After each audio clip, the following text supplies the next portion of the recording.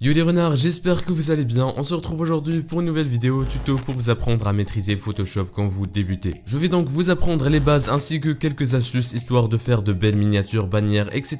pour vos vidéos YouTube. Ou même juste retoucher des photos sur Photoshop. Alors ne vous inquiétez pas, il y a bientôt une nouvelle vidéo de ouf qui va vous plaire et qui arrive sur la chaîne. Là je fais ce tuto juste parce que énormément d'entre vous me l'ont demandé. Et je sais bien qu'il y a déjà sur YouTube des tutos pour apprendre les bases sur Photoshop, mais je trouvais que c'était trop lent. Donc moi je vais faire une sorte de vidéo condensée mais complète. Je pense que ça sert à rien de tarder plus que ça, on passe directement au tuto. Vous lancez Photoshop, je pense que c'est la base quand même, et vous créez un nouveau document. Si vous voulez une miniature, la taille sera de 1920 x 1080 pixels. Pour un logo c'est 1000 x 1000, pour une bannière c'est 2560 x 1440 et pour une émote c'est 500 x 500. Après il y a pas mal d'autres paramètres, mais moi je vous conseille juste de mettre un fond transparent et de ne pas toucher au reste. Si vous avez un pack et vous voulez importer un élément dessus sur votre projet Photoshop, c'est assez simple. Il suffit de l'ouvrir, appuyer sur l'élément que vous voulez et le glisser vers votre projet. Ensuite, un truc très important, dès que vous importez une image, vous devez mettre clic droit, pixeliser le calque pour que vous puissiez mettre certaines modifications dessus. On passe à l'interface de Photoshop, la barre d'en haut. Alors personnellement, je n'utilise que fichiers, édition, filtres et fenêtres. Il y a aussi 3D, mais si votre PC n'est pas puissant, je vous la conseille pas. Première chose, édition. C'est pour éditer votre image, la transformer, mettre des symétries, etc. Fichier, je pense que pas la peine de vous en parler, c'est pour ouvrir un projet, importer une image ou bien sauvegarder. Et fenêtre, c'est pour afficher ou masquer certaines fenêtres, comme celle de la couleur si vous n'en avez pas besoin. On va passer maintenant à la barre d'outils à gauche. Le premier, c'est pour déplacer vos images. Le deuxième, c'est pour sélectionner une partie de l'image comme ça si vous voulez la déplacer ou la modifier. L'outil suivant, c'est pour contourer vos images. Et si par exemple vous avez besoin que d'une partie d'une image, vous la contourez, ensuite clic droit, calque par couper histoire de l'enlever et de la mettre sur un nouveau calque. Ou bien calque par copier pour simplement la copier sur un autre calque. Après il y a également la petite flèche en haut à droite pour voir votre historique et revenir directement sur une action à la place de faire plusieurs CTRL Z.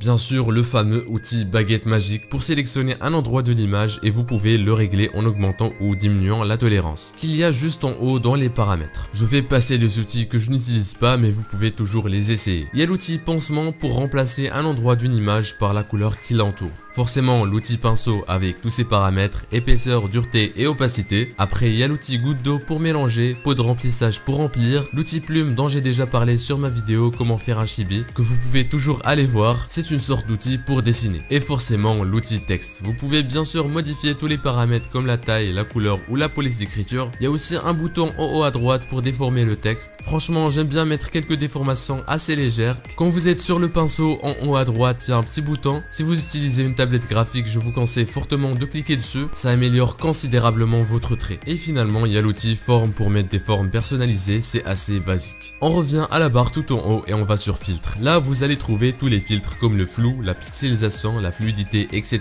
Premièrement la fluidité, c'est le filtre qu'utilise Squeezie pour ses miniatures thread horror. Donc il suffit de modifier le visage à l'aide du pinceau. Vous pouvez étirer la bouche, les yeux, etc. On passe ensuite au flou, il y a le flou directionnel que j'aime bien mettre dans les fonds de mes miniatures. Et il y a aussi la pixelisation qui peut servir parfois. Pour les autres filtres je vais pas en parler, je vous laisse les tester. On va passer maintenant aux effets. Vous allez sur votre calque, clic droit et option de fusion. Et là vous avez la possibilité de mettre énormément de choses. Le biseautage qui peut être cool pour donner des effets de 3D. Le contour que j'aime bien utiliser sur mes textes personnellement. La lueur interne et externe. L'incrustation en couleur, l'incrustation en dégradé. Et vous choisissez les couleurs que vous voulez dégrader. Vous pouvez en mettre plusieurs juste en appuyant sur la barre de dégradé. Et vous pouvez aussi changer la forme du dégradé, par exemple linéaire ou circulaire. Il y a aussi l'ombre portée que j'utilise beaucoup. Et les autres effets je ne les utilise pas trop. Ensuite vous avez également la possibilité d'ajouter des dossiers. Ça va beaucoup vous servir si vous voulez mettre des doubles effets. Par exemple vous mettez un contour sur un texte, vous glissez le texte dans le dossier et vous remettez un contour sur le dossier. Et donc vous avez un double contour. Moi ce que je vous conseille c'est de mettre le premier contour avec la même couleur du texte mais en plus foncé. Et le deuxième contour le mettre en blanc. Vous pouvez aussi régler tout ce qui est courbe de couleur, teinte, saturation, contraste, luminosité, etc.